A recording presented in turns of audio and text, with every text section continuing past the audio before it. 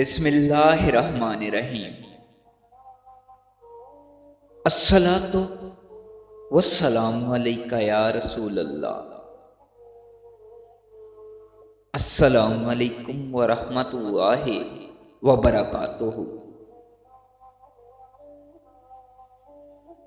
شہدائے کرام اللہ تعالیٰ کے بہت محبوب اور مقرب بندے، بہت اونچی شان اور بلند مقام والے بندے، اللہ تعالیٰ کے منتخب اور چنے ہوئے بندے، نقد انعام اور جدا شان والی زندگی پانے والے بندے، کچھ پیغام دینے کے لیے دنیا میں واپس آنا چاہتے تھے۔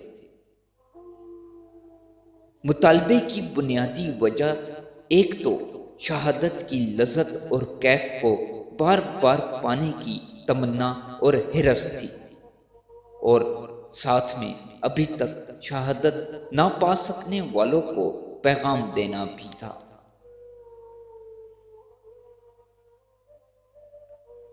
حضرت جابر بن عبداللہ رضی اللہ تعالیٰ عنہ سے روایت ہے، رسول اللہ صلی اللہ علیہ وآلہ وسلم نے فرمایا، اللہ تعالیٰ نے جب بھی اپنے کسی بندے سے کلام فرمایا، کسی حجاب اور پردے کی آڑ میں فرمایا، لیکن تمہارے والد عبداللہ بن حرام رضی اللہ تعالیٰ عنہ کو روبرو کر کے ان سے ہم کلام ہوئے۔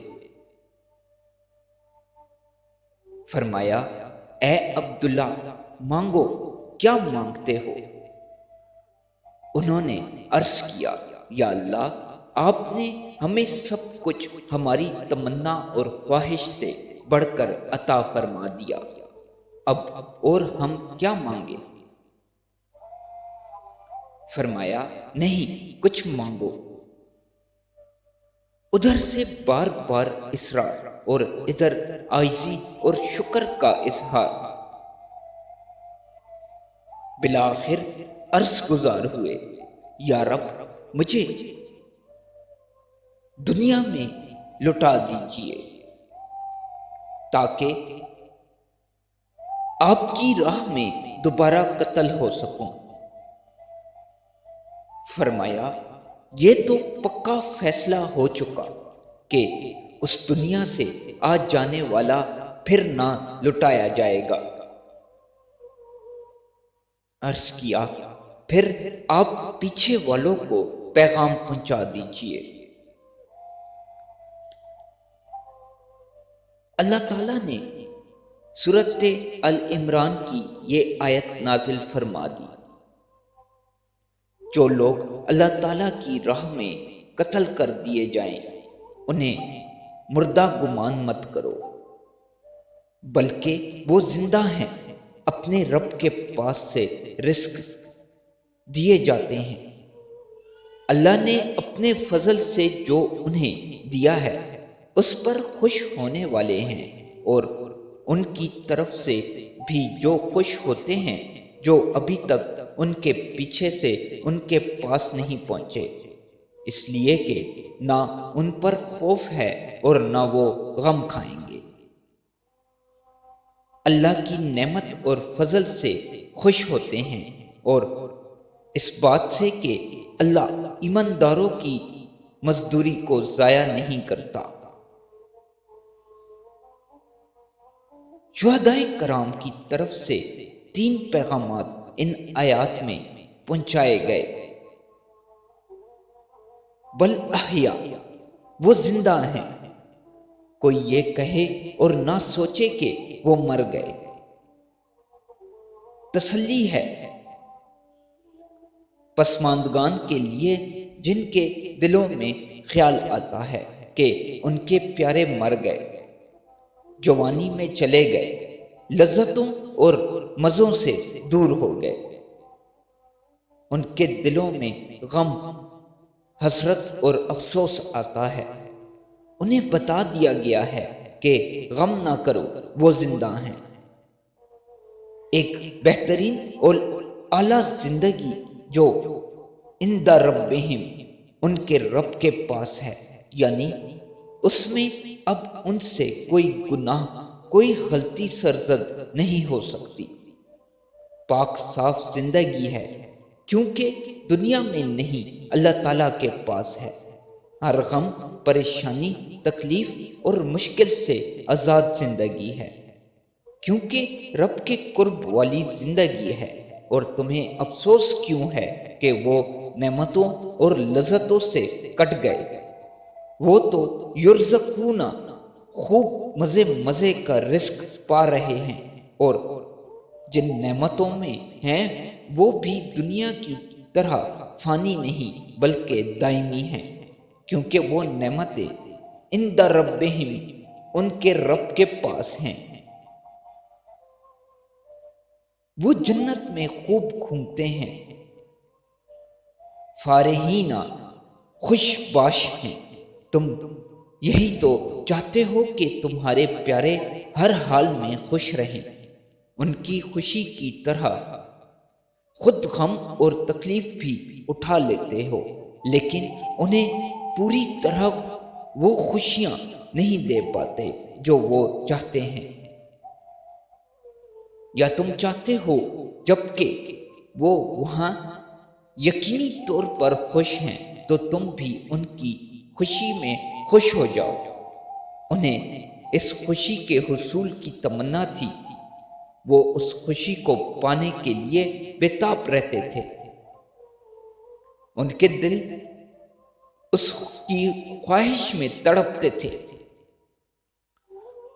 انہیں بھی علم تھا کہ انہیں یہ خوشی پانے کے لیے اپنے ماں باپ سے اور پیاروں سے جدا ہونا پڑے گا، پھر بھی وہ اس کی جانب لپکتے تھے۔ انہوں نے اپنی خوشی کو پا لیا، اب تم بھی ان کے ساتھ خوش ہو جاؤ۔ کس چیز پر خوش ہیں؟ اس چیز پر جو عطاہم اللہ من الفضل ہی، اللہ تعالیٰ نے اپنے فضل سے انہیں دے دی ہیں۔ اللہ تعالیٰ نے انہیں کیا کیا دیا ہے؟ جنت کا کھانا پینا، عرش کے سائے میں معلق محلات، جنت میں گھومنے پھرنے کی سواری، یہ سب تو ہے، لیکن ان سے بڑھ کر وہ نعمت دی ہے جس کا بدل کچھ ہو ہی نہیں سکتا۔ اللہ تعالیٰ نے اپنا دیدار اور کلام ان کے لیے عام فرما دیا ہے۔ وہ جب چاہیں زیارت سے مشرف ہوتے ہیں اور جب خواہش ہو کلام سے لطف اندوز ہوتے ہیں۔ ہر مومن جنتی کو اللہ تعالیٰ کا دیدار نصیب ہوگا اور کلام کی سعادت بھی، لیکن قیامت کے بعد، حساب کتاب کے بعد، جنت میں اپنے مقامات کے پا لینے کے بعد، اور ان لاڈلے بندوں کے لیے یہ نعمت عظمیٰ بھی نقد مرمت فرما دی گئی ہے۔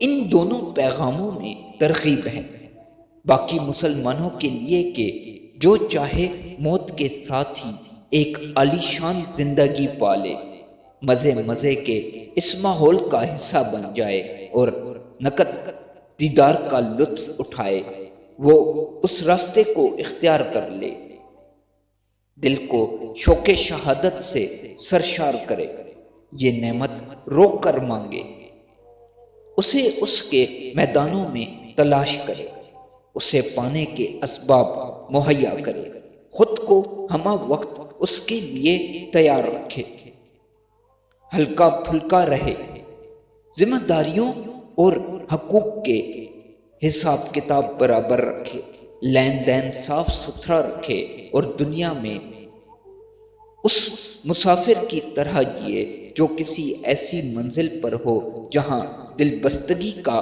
کوئی سامان نہ ہو، بس ایک عارضی قیام جس میں دل اصل منزل کی طرف متوجہ ہو۔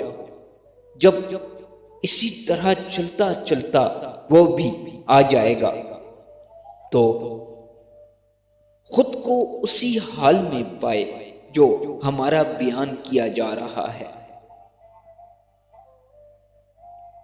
ایک دوسری روایت میں صراحت کے ساتھ یہ بات آئی ہے کہ شہداء نے دنیا میں جانے کی تمنا کی، وجہ یہی عرض کی کہ ہم اپنے پچھلوں کو بتانا چاہتے ہیں کہ شہادت کیسی لذیذ چیز ہے اور اس کے بعد کی زندگی کتنی پر لطف ہے، تاکہ کوئی بھی شہادت کی طلب سے غافل نہ ہو اور اس کے راستے سے دور نہ ہو جائے۔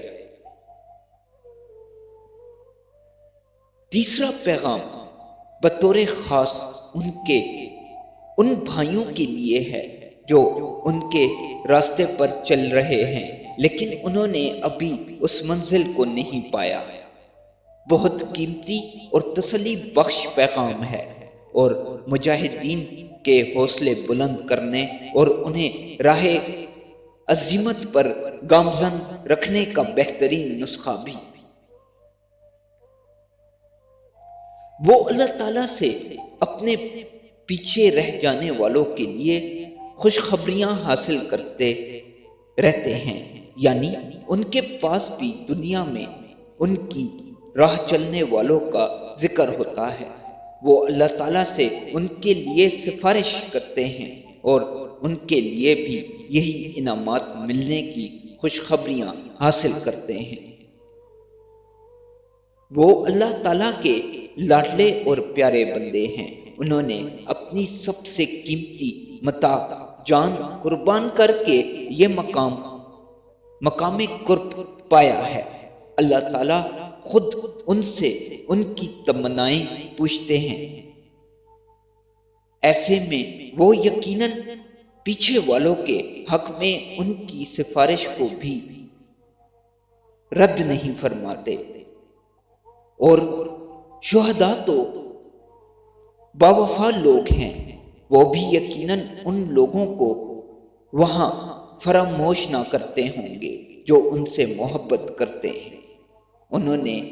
انہیں راہ جہاد پر لگایا، جنہوں نے ان کی مدد نصرت کی، جنہوں نے ان کے ساتھ مل کر معرکے لڑے، جنہوں نے ان سے کبھی دعا کی درخواست کی، جنہوں نے ان سے اللہ تعالیٰ کے ہاں سفارش اور شفاعت چاہی، جو انہیں کی طرح شہادت کے طلبگار ہیں۔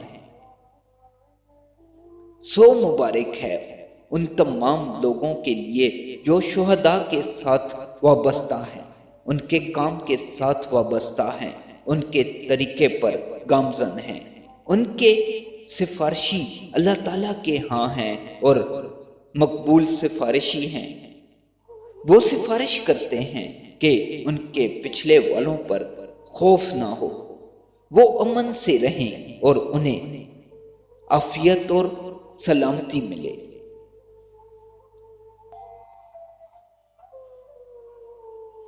یہ شہداء کرام کی مقبول شفاعت اور ان کی لی گئی خوشخبری کا واضح اثر ہے کہ جہاد کے لشکر باوجود قلت اور بے سر و سامانی کے بھی کبھی ختم نہیں ہوتے۔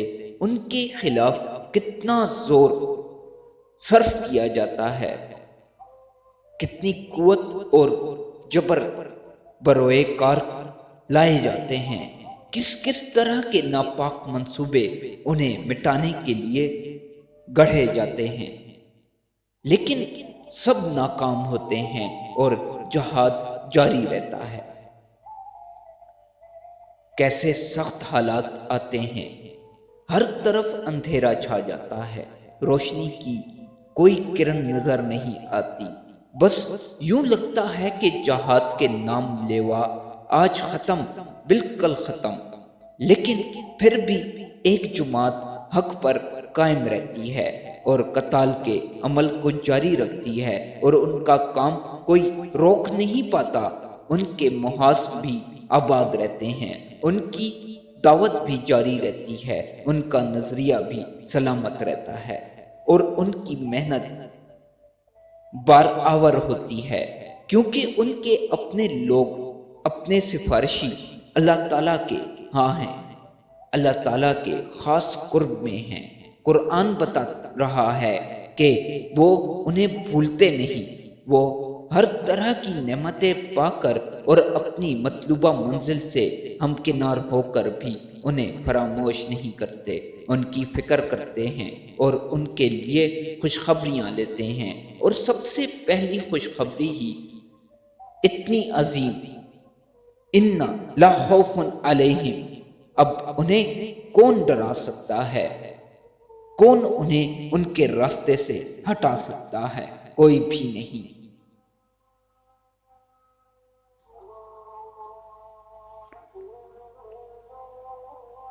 صدر یا وزیر اعظم بالکل کسی کمشنر کے ہاں کسی کا کوئی تعلق دار قرب کے مقام پر فائز ہو جائے تو وہ آدمی نہ کوئی جرم کرتے ہوئے ڈرتا ہے اور نہ کسی خدشے کو خاطر میں لاتا ہے۔ سوچئے جن کے تعلق دار مالک الملک کے اتنے قرب میں ہیں، انہیں دنیا کی کون سی طاقت ختم کر سکتی ہے یا ڈرا سکتے ہیں، یا ڈرا کر راستے سے ہٹا سکتی ہے؟